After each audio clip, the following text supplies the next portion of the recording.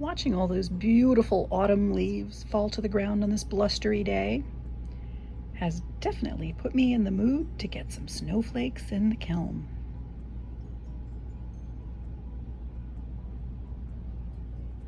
All of these molds have suggested fill weights, and I usually ignore them. Sometimes it works out really well, and sometimes it doesn't. But I'm going to show you how to eyeball because, like I said, I don't usually worry about what the fill weight says. They've all been treated with zip spray. And then I take my frit using a little spoon and I spoon it in very carefully so that it does not cover these raised areas, but it fills the cavities completely. And then I pile up a little extra in the center parts. So I want it to be away from the edge, but elevated in the center. And when I do that, I usually end up with enough.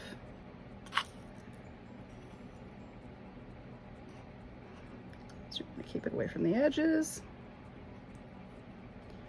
and pile up in the center.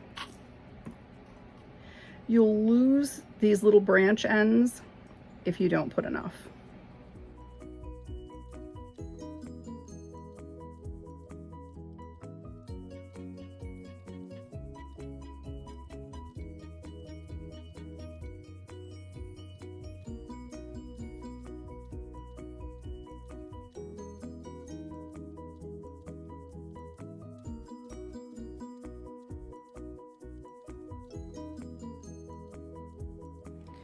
You're much better with coarser frit because the fine frit, there's so much air in there, it's really hard to fill them properly.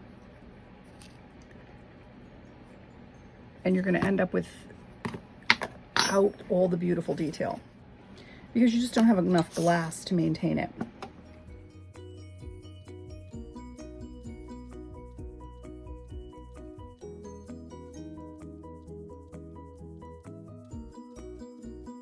So I piled these all in the same way. Where each section was filled, there was a little piled up in the middle. Coarse frit works really well. There's another one with a coarse frit. Fine frit, this one is fine frit. And you see there's barely enough glass. It was put in the exact same way, filling all the branches, piled up in the middle, but just the fact that it was fine frit meant that there was more airspace than glass.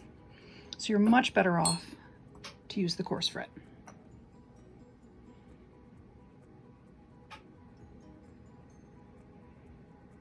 Cast snowflakes are great, but I also like to make these constructed snowflakes.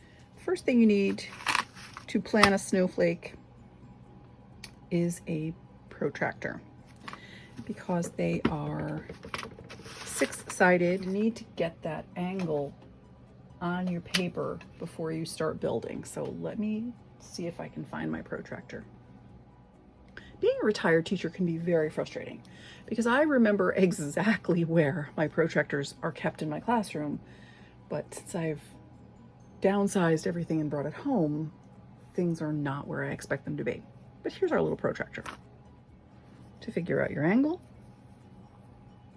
you double your protractor because you want a complete circle. Complete circle is 360 degrees. You divide that by 6.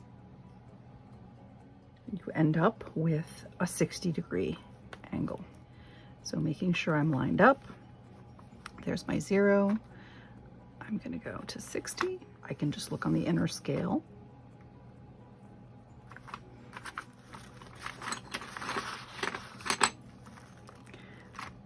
And I'm going to line up my center with my 60-degree mark. And I'm going to move it to make this longer.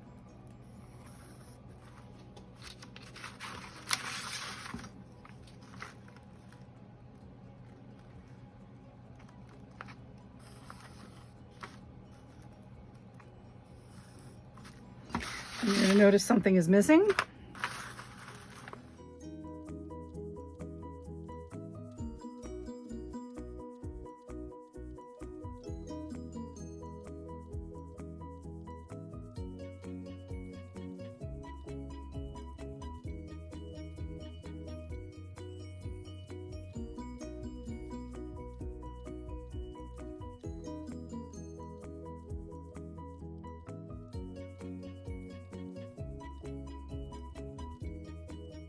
Not perfect, but that's what you want to make a snowflake. You want that base.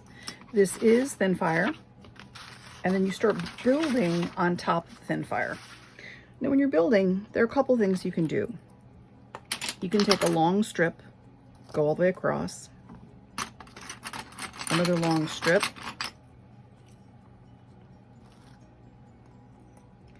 another long strip, and that's going to make the legs of your snowflake very thin, and the center is going to be very thick. I don't really like to do it that way. I like taking smaller legs,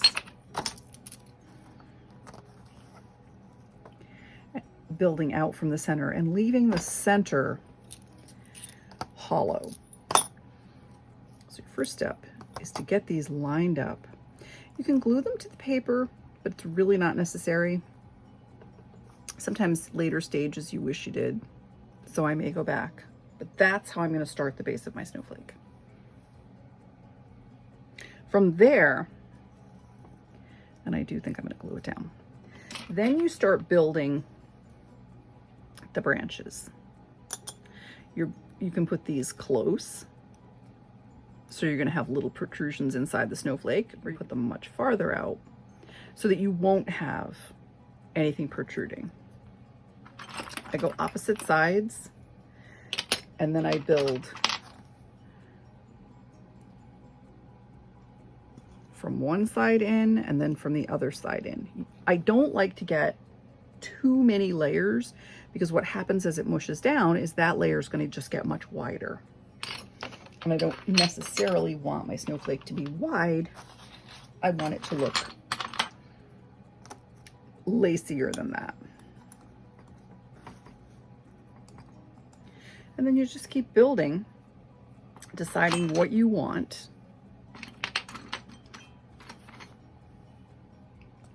You can put branches at the end. Now remember, you're not going to stay tight, sharp rectangles. They're going to soften and pull in anywhere that it's only one layer, and it will soften and bulge a little anywhere that it's multiple layers. I do like to put a hanger as I'm going. That way, once it comes out of the kiln, it goes right up onto the tree or window frame, wherever I want to hang them to decorate.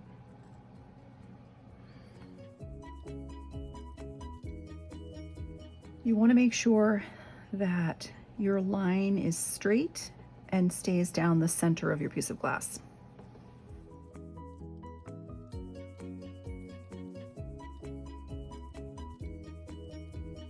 I used a little too much glue, so it is sliding a little bit. So as it dries, I'm going to go back and keep checking, make sure nothing has slid out of place. Once you've got your base shape, you have to decide what's next. And then you're just going to nip or cut pieces. I think what I would like is branches to go out from each of these places.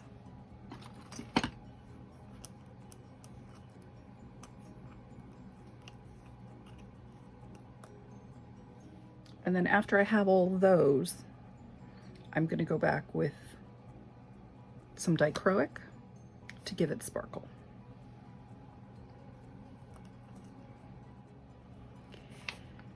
If they won't stay where you want them to as you're gluing,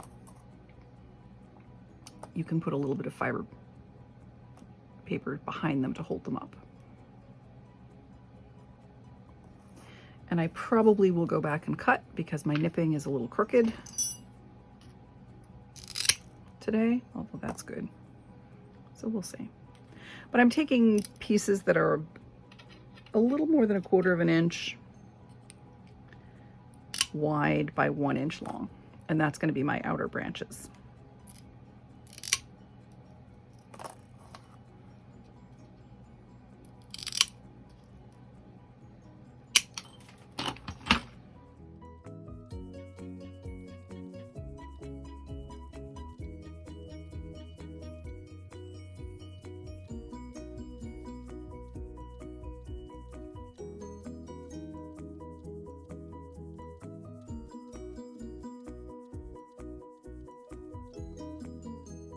I decided to use scraps of glass to hold up the pieces instead of fiber paper, which is making it a little bit trickier to see what's going on. But I just want to hold everything steady until the glue dries. And you want to double check your angles to make sure that everything lines up. So you don't want this up too high or down too low. You want it to line up with that.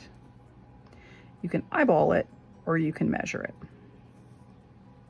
Eyeballing is fine. These are not perfect, but do make sure that you've left the same amount of space at the end. You see some of them I didn't.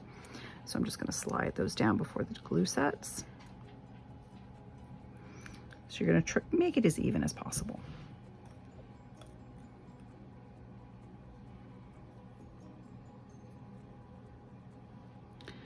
And as they're drying, you're going to come back and recheck and make sure things haven't slid out of place.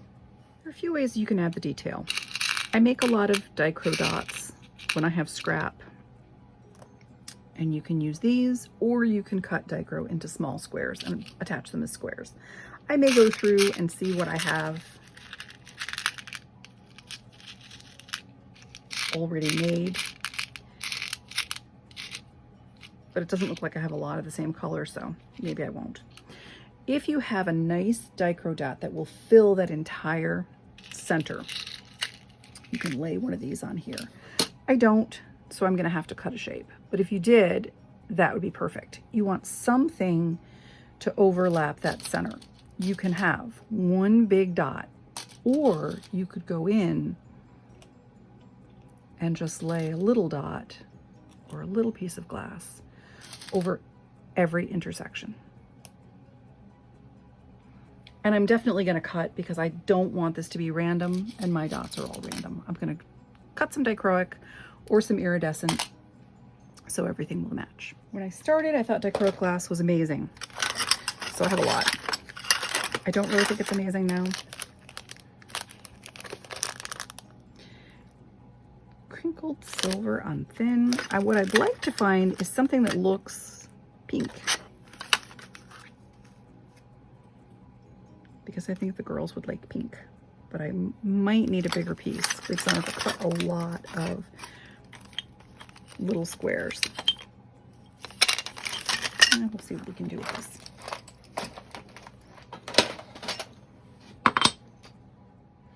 I like to cut on the non-dichroic side. The way I figure it out is I use tweezers. If the reflection and the tweezer touch, that's the coating side. If when you put the tweezer on the glass, there's a space between the tweezer tip and the reflection, that's the glass side.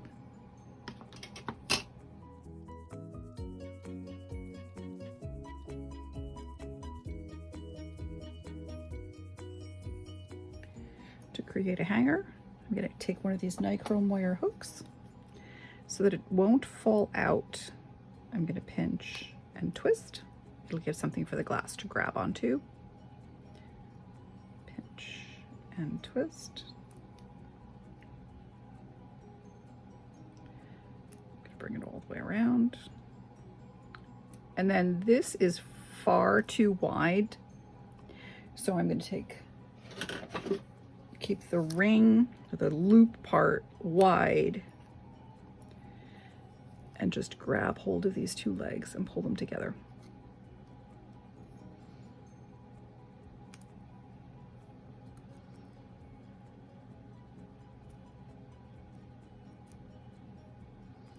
So this will stay embedded in the glass. Now you're going to be able to see it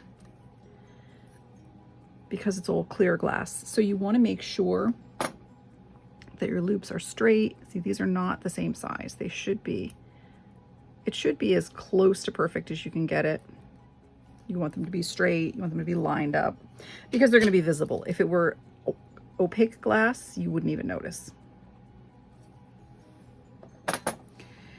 And then I'm going to decide if there's an area where I left a little bit more, and it looks like right there I left a little bit more space between the end to the branches. That's where I'm going to put my hook. A couple of them are like that. And it does appear as though I have to go back and straighten things because a few things have wiggled out of place. Actually, this one looks like a better one. Whoa, too much glue. So I'm going to put the glue on,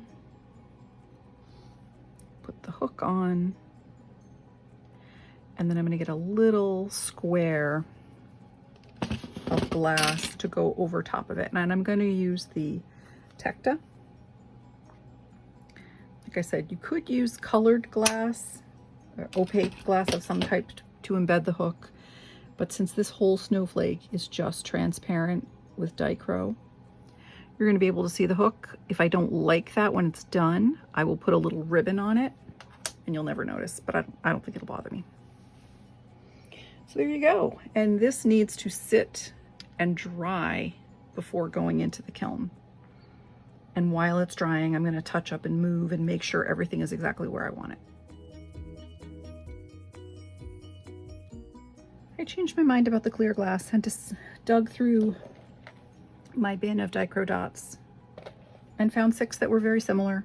So I used those at the end of every branch as a little extra detail. They are. Now this is not going to be a Christmas ornament. This will be something that will hang probably on the wreath on my door because it's going to be really large.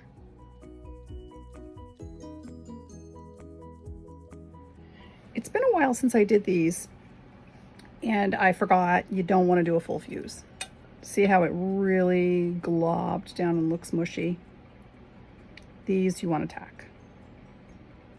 It will still serve the purpose of hanging on my wreath, but a tack fuse would have been much better. So I'm going to make another one.